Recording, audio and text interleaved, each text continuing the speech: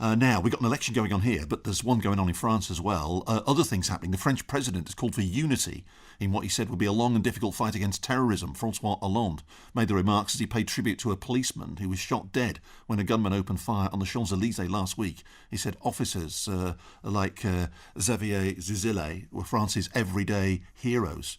He'd also been one of the first responders at the Bataclan theatre attack. He'd volunteered to help with the migrant crisis in Greece. Today, he was posthumously awarded one of France's highest accolades, the Légion d'honneur. In his eulogy, the officer's civil partner, Etienne Cardi, said he felt pain but not hatred. When the news came out that something serious had happened on the Champs-Élysées and that a police officer had lost their life, a little voice told me it was you. And it reminded me of that wise quote, "You will not have my hate." Lots of people at the ceremony today, including the two remaining presidential candidates in France, the nationalist Marine Le Pen and the centrist Emmanuel Macron. They disagreed about how the country should respond to the recent spate of terror attacks. Nabila Ramdani is a political journalist in Paris. She could take us through this election campaign over there. Nabila, how are you?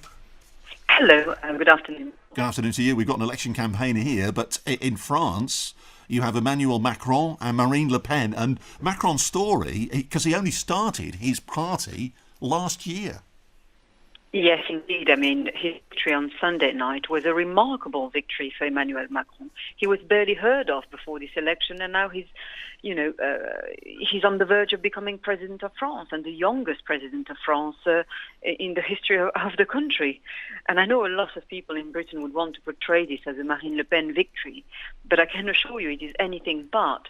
What she has managed to do is to rally the usual core FN vote that has been around since the party was founded in 1972. The Front National regularly enjoys a solid base of voters of between 15 and 30%. But she was expected to win the first round and she lost, and she will now, I can safely predict, lose the final round by a landslide to Emmanuel Macron. You just have to look at the math, really, with the conservative candidate and the socialist candidate backing Emmanuel Macron. She really tapped into her core voters, but no more than that. Macron served under Francois Hollande's government over there, hasn't he? So he's been involved in politics. I mean, he's front page of all the papers. His wife he met when he was 15. She was a teacher at his school, and they married sort of 10 years ago. She's 25 years older than he is. As you said, he could be the youngest ever French president. So he's front page everywhere. Yes, and he's a great story, not least of all because he has managed to skillfully exploit the deep political crisis at the heart of the French democracy. François Fillon's self-destruction on the right and the endemic weakness of the left, especially the Socialist Party, have opened up the entire election to him. And he is somebody who is experienced. He knows what the real world is all about. He was a non-ideological economic advisor to President François Hollande, and then, as you said, became finance minister.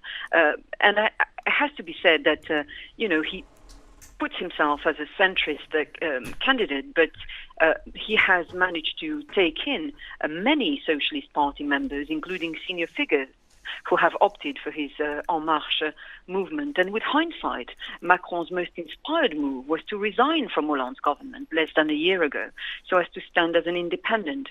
And the fact that he not only distanced himself from the socialists, but also from the entire Paris political establishment, was quite an astute move at a time when it is immersed in constant allegations of sleaze and indeed incompetence. Nabila Ramdani, who's a political journalist in Paris. Nabila, I'm sure we'll talk again. It looks as though Emmanuel Macron, clear favourite to be the next French president at the age of 39. His party En Marche, on the move, only formed last year. Could never happen here, could it?